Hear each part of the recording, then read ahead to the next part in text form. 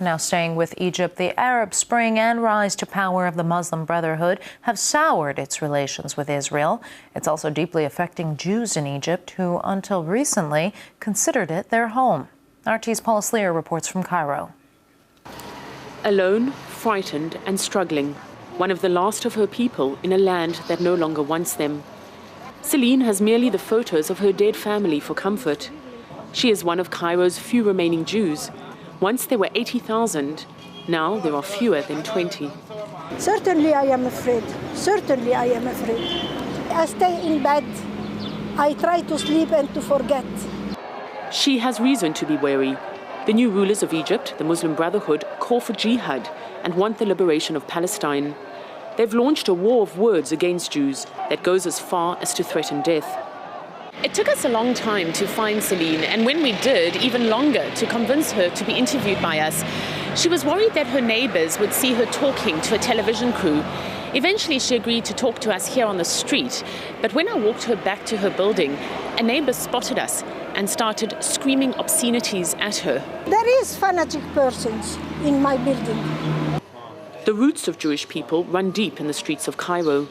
As far back as the 12th century, pious Jews trod these cobbled streets on their way to study with renowned physician Rabbi Moses ben Maimun. Ahmed has collected memories of the many Jews who once lived here. He proudly shows me articles of those he once knew. This place used to be full of Jews. They were all my friends, but they all left in the early 50s. Sometimes they come back to visit me, and then we always sit and talk about the good old times.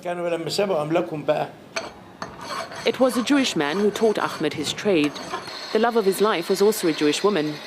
But his is a rare voice. Today, in these streets, it can be dangerous to ask where's the nearest synagogue.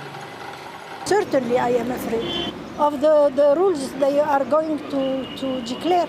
They are not democrat, and they said their future problem is to make a war with the little country. That little country, which few dare to mention, is Israel. There may be divisions among Egyptians, but they are united in their hatred of their neighbour. Israel is a racist state which doesn't respect agreements. An Israeli Jew is not welcome in Egypt. No treaty will continue between us. I hate dealing with Israel, and its presence in the region is dangerous. Israel is a cancer, our main enemy. After the revolution of January, it's now possible to cancel the peace agreement with them.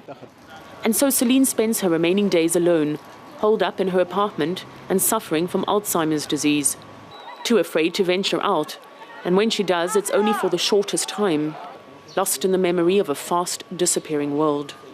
Paula Sleer, RT, Cairo.